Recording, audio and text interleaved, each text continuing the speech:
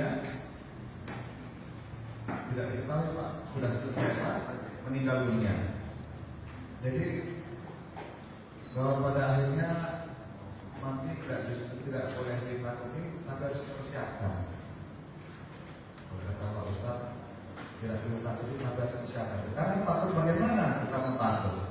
Mulai yang pergi rumah, ada pesawat jatuh menimpa rumah kita, enggak juga gitu. Ya.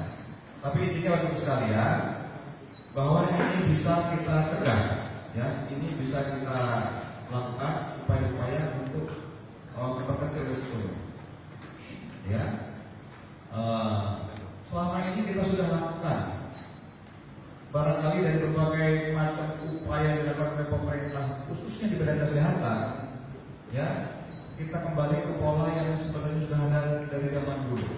Kita sekarang sudah menggerakkan germas, gerakan hidup masyarakat sehat, germas. Ya, tadi disebutkan bahwa hipertensi tadi itu yang berpotensi besar untuk masuk ke penyakit, termasuk bagian berat badan, ya Pak Adis, kurang olahraga, ya, perokok, bisa dia merokok,